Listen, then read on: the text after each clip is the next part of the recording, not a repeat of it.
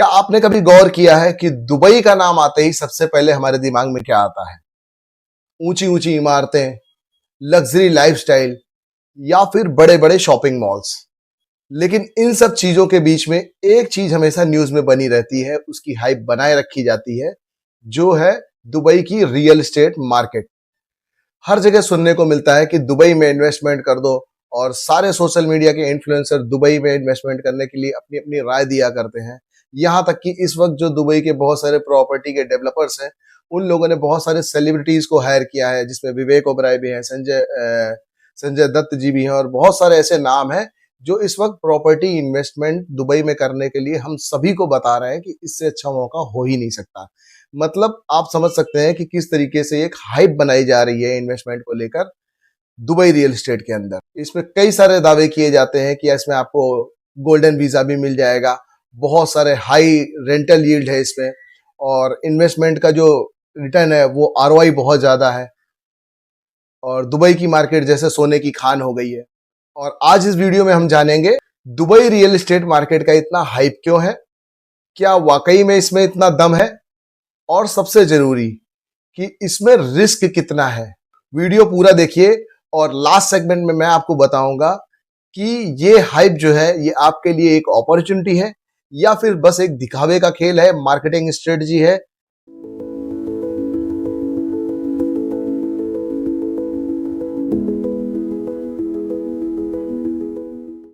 तो सबसे पहले हम जान लेते हैं दुबई में इन्वेस्टमेंट के प्रोस क्या है, फिर हम जानेंगे कॉन्स क्या है।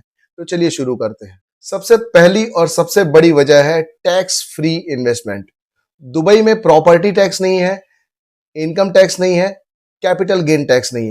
तो रियल एस्टेट इन्वेस्टमेंट के लिए इस तरीके की अपॉर्चुनिटीज होने की वजह से दुबई में काफी सारे इन्वेस्टर्स यूएस, यूके, यूरोप और सभी जगह से वहां पर इन्वेस्ट कर रहे हैं। यहाँ तक कि रशियन और चाइनीज लोग भी बहुत सारा इन्वेस्टमेंट करते हैं दुबई में। लेकिन इन सब में नंबर 1 पर आती है इंडियन कम्युनिटी, जो लगभग 22% जैसा इन्वेस्टमेंट जो है वो सिर्फ इंडियन कम्युनिटी का है। अब मान लीजिए आपने दुबई में एक अपार्टमेंट खरीदा और उसे रेंट पर दे दिया, वहां पर रेंटल यील्ड भी अच्छी है, तो पर ईयर रेंट आपको अच्छा खासा आता है और उस पर कोई आपको टैक्स भी नहीं भरना है, तो पूरा का पूरा प्रॉफिट आपकी जेब में जाता है।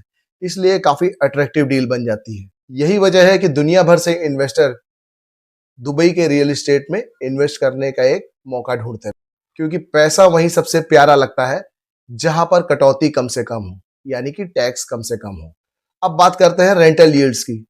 तो रेंटल यील्ड्स दुबई में 5 to 6% जैसा, जो कि दुनिया के अन्य बड़े बड़े शहरों की तुलना में काफी ज्यादा है। लंदन, न्यूयॉर्क, इन सब शहरों में 2.5 से 3%, 2% जैसा ही होता है रेंटल यील्ड, लेकिन दुबई में इस वक्त ये काफी ज्यादा है। तो इस वजह से अभी शॉर्ट टर्म के लिए ये काफी फायदेमंद लगता है हमें। और अगर आप इसको एयरबीएनबी पे या फिर किसी दूसरे पोर्टल्स पे लिस्ट करते हैं शॉर्ट टर्म रेंटल पीरियड्स के लिए, तो ये रेंटल यील्ड और भी ज्यादा बढ़ जाता है। दुबई रियल एस्टेट की सबसे बड़ी सेलिंग पॉइंट है कि वहां के डेवलपर्स आपको घर नहीं बेच रहे हैं, वो आपको ड्रीम्स बेच रहे हैं और लाइफस्टाइल का एक बड़ा सा सपना दिखा रहे हैं।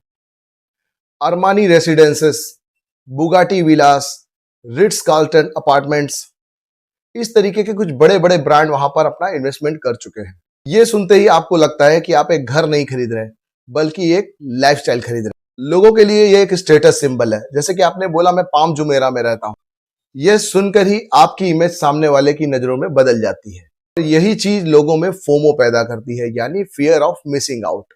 मतलब उनको लगता है कि अगर मैंने यहां पर घर नहीं लिया तो मैंने जिंदगी में कुछ नहीं उखाड़ा। यहाँ पर फॉरेन इन्वेस्टमेंट के लिए प्रॉपर्टी में काफी ओपन डोर्स कर रखे हैं दुबई की गवर्नमेंट ने। दुबई ने साफ कर दिया है कि अब यहाँ पर कोई भी प्रॉपर्टी खरीद सकता है। आपको ना कोई बड़ी अड़चन आएगी, ना कोई कानूनी कार्यवाही में तकलीफ होगी, और ना ही यहाँ पर किसी तरीके के जटिल कानून है। और मजेदार बात तो ये है कि अगर आप एक तय रकम से ज्यादा इन्वेस्टमेंट करते हैं या उतना ही करते हैं, तो आपको गोल्डन वीजा यानी रेजिडेंशियल वीजा भी 3 या 10 साल तक के लिए मिल जाता है, जिससे आप बार बार दुबई आ जा सकते हैं बड़े ही इजीली।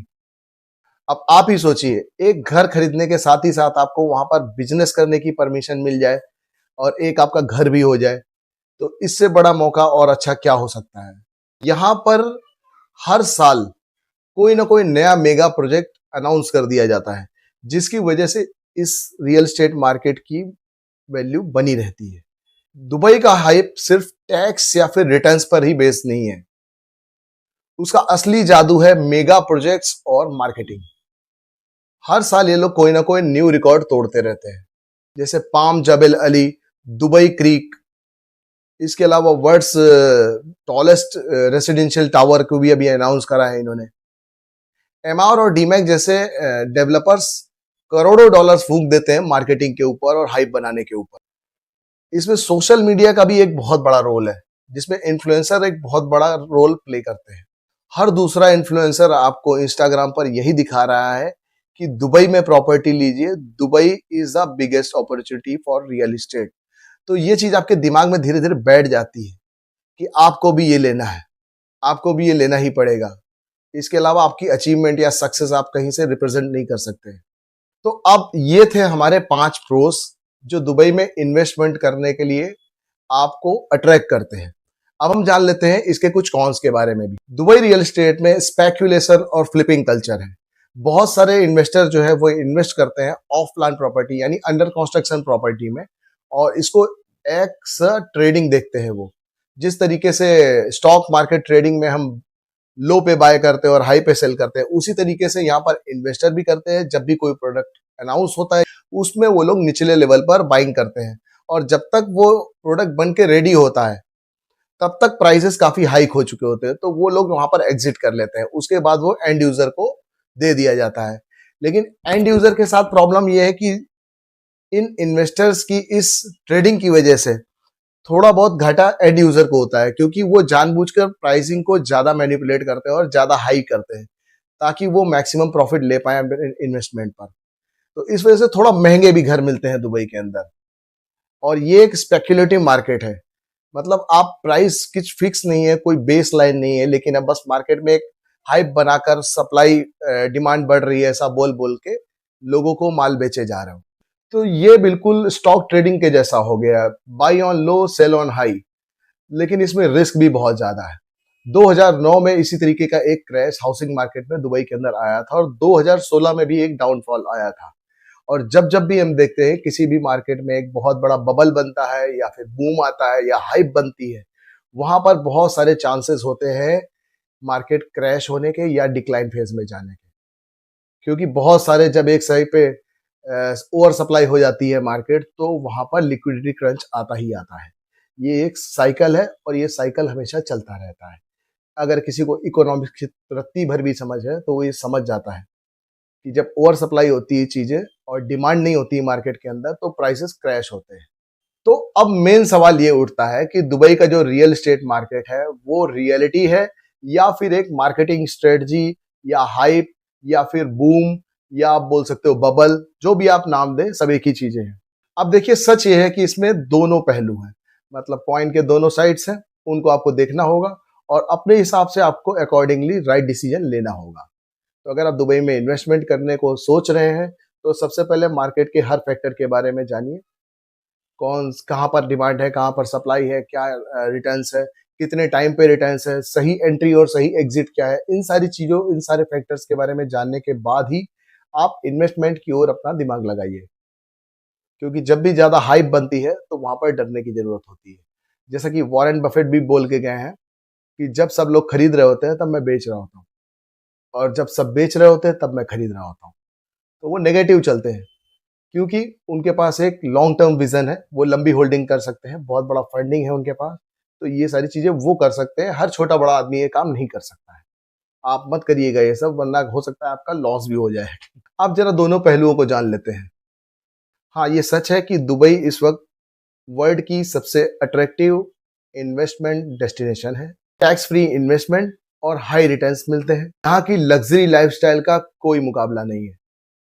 मतलब जिस तरीके की गाड़ियां, जिस तरीके का शोरूम, जिस तरीके के मॉल्स और क्या बोलते हैं, अपनी इमारतें ऊंची ऊंची आपने देखी होंगी दुबई की, वैसी इस वक्त वर्ल्ड में कहीं पर भी नहीं है। दूसरी तरफ बहुत बड़े रिस्क भी इसमें इन्वॉल्व है, वो भी आप जान लीजिए। इस वक्त मार्केट ओवर सप्लाई की ओर जा रहा है, यानी कि जितनी अभी इस वक्त डिमांड है मार्केट में, उससे कहीं ज्यादा प्रोजेक्ट अनाउंस और लॉन्च होते चले जा रहे हैं। जिससे होगा क्या कि एक टाइम आएगा जब बायर खत्म हो जाएंगे मार्केट के अंदर और वहां से क्रंच आना स्टार्ट हो जाएगा, डिक्लाइन फेज स्टार्ट हो जाएगा। और सबसे बड़ी बात यह है कि दुबई जो है वो पूरी तरीके से ऑयल इकोनॉमी, टूरिज्म इंडस्ट्री और ग्लोबल इकोनॉमी पे डिपेंड करता है, क्योंकि दुबई के पास खुद के उगाने के लिए राशन या अनाज भी नहीं होता है। सब कुछ वो इंपोर्ट करता है। यहाँ तक कि जो उनकी पीने का पानी है उसको बनाने के लिए, वो मैनेज करने के लिए पूरे सिटी में भी बहुत ज़्यादा स्ट्रगल और बहुत सारा इन्वेस्टमेंट करना पड़ता है। तो उसकी मेंटेनेंस कॉस्ट भी बहुत ज़्यादा हाई होती है। तो ये काफ़ी वल्नरेबल हो जाता है, मतलब कि नाजुक हो जाता है प्राकृतिक दृष्टिकोण से। अगर आप बाहर निकल के जाओगे तो दुबई में कहीं भी जंगल नहीं है, आपको एसी के अंदर ही रहना पड़ेगा। हाँ, वो काफ़ी सारे गार्डन्स वगैरह उन लोगों ने बना रखे हैं, बट वो अननेचुरल है, नेचुरल नहीं है, मैन मेड है। तो मैन मेड चीज़ें कितनी टिकती हैं आप सभी को पता है, और नेचुरल चीज़ें कितनी टिकती हैं वो भी आपको पता है। और मैन मेड चीज़ों को मैनेज करने के लिए मेंटेनेंस लगता है, यानी कि पैसा लगता है, यानी कि आपका श्रम लगता है। लेकिन नेचुरल चीज़ों को मैनेज नहीं करना पड़ता। आप जो ऑक्सीजन लेते हैं उसको लेने के लिए आपको कोई फीस नहीं देनी पड़ती है।